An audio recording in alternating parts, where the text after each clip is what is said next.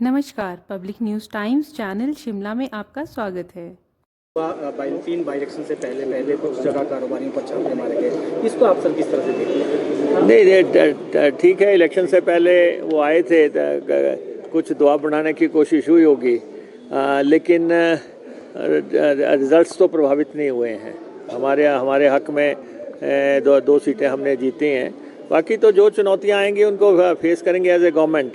लेकिन बीजेपी ये सोचे कि अब पहले 40 से उन्होंने तोड़फोड़ की, अब क्या करेंगे? हम तो फिर उतने ही हैं। हाँ, हम तो इस पूरे एपिसोड में आप देखें कि 6 लोगों की एमएलएशिप चली गई। वो लोग किसके बहकावे में आए, क्या साजिश थी, क्या षड्यंत्र थे, उन्होंने क्या खोया, क्या पाया, ये तो उनको मंथन करना है। हमें तो नहीं देखो वो नेता प्रतिपक्ष हैं और विधानसभा का मसला है।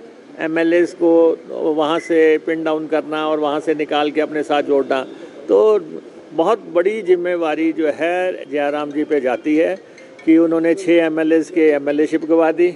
उन्होंने प्रदेश में 4 महीने अस्थिरता का माहौल किया। उन्होंने जो है साजिश षड्यंत्र रची और वो जो है सरकार बनाना चाहते थे, सरकार नहीं बनी और उनका सारा ऑपरेशन औंधे मुँह गिर गया। ऑपरेशन लोटस विफल हो गया और प्रदेश में 40 की सरकार है। अब मुझे लगता है कि भाजपा को संयम रखना चाहिए और संयम रखते हुए एज ए ऑपोजिशन, एक रचनात्मक ऑपोजिशन करते हुए ऑपोजिशन की भूमिका निभाएं विधानसभा के भीतर और बाहर।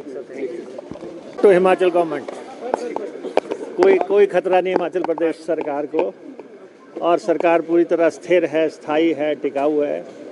और विपक्ष से हमारा आग्रह है कि वो कंस्ट्रक्टिव ऑपोजिशन करें, रचनात्मक विपक्ष करें, जो प्रदेश हित के इश्यूज है उनको उठाएं और साजिश षड्यंत्र छोड़ दें। सर, हार पर जो है समीक्षा चल रही है।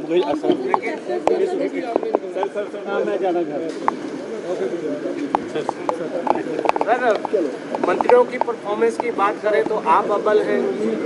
आपकी जो संसदीय क्षेत्र की आज जो है हार की जो समीक्षा चल रही है, क्या कारण आप मानते हैं? नहीं, देखिए, समीक्षा के लिए केंद्र ने उन राज्यों में जहां पार्लियामेंट में हार हुई है उसकी समीक्षा के लिए फैक्ट फाइंडिंग कमेटीज़ बनाई हैं और वो fact finding committee 2 members Himachal आई हैं।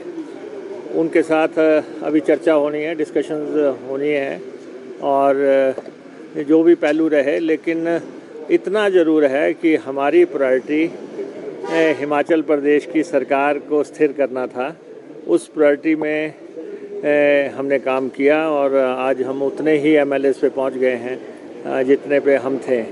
बाकी तो जो डिस्कशन होगी, जो उसका आउटकम होगा, वो हम आपको बताएंगे। सर, दावे बहुत बड़े बड़े किए गए थे, चाहे नेता प्रतिपक्ष की बात करें, पूर्व केंद्रीय मंत्री अनुराग ठाकुर की बात करें।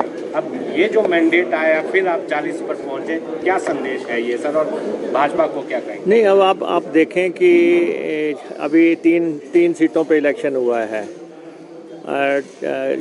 श्रीमती कमलेश ठाकुर जो हैं ऑलमोस्ट 10,000 के आसपास के मार्जिन से जीती हैं और वही मार्जिन से हमारे हरदीप बाबा भी जीते हैं।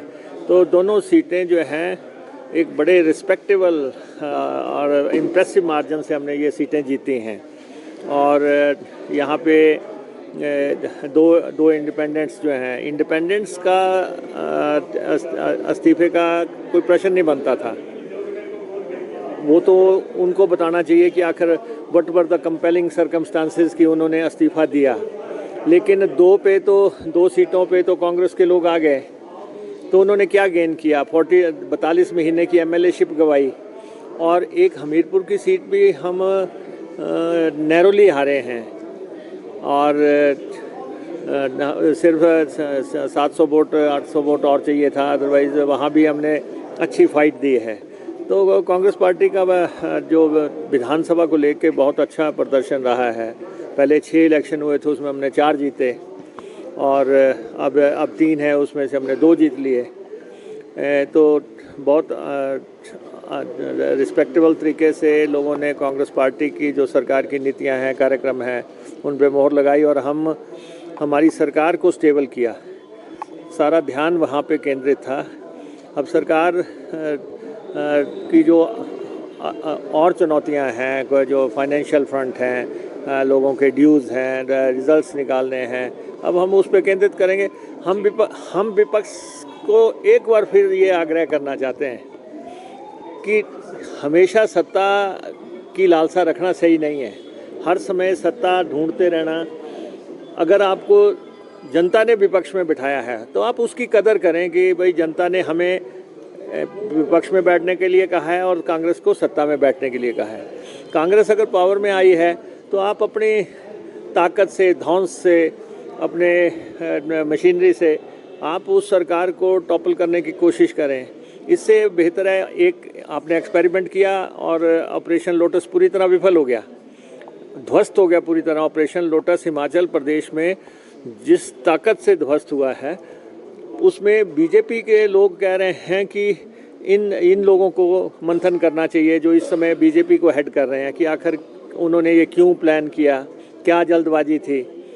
और ये तो बीजेपी का इंटरनल मामला है कि वो देखें, लेकिन as a political party, ruling party, हम विपक्ष से यही कहते हैं कि आप कंसंट्रेट करें, कंस्ट्रक्टिव ऑपोजिशन करें, हिमाचल के इश्यूज़ की बात करें और सत्ता में आने की शॉर्टकट से ख्वाब छोड़ दें। ऐसा संभव नहीं होगा। धन्यवाद। Public news times channel Shimla की ताज़ा खबरों के लिए जुड़े रहें हमारे चैनल के साथ।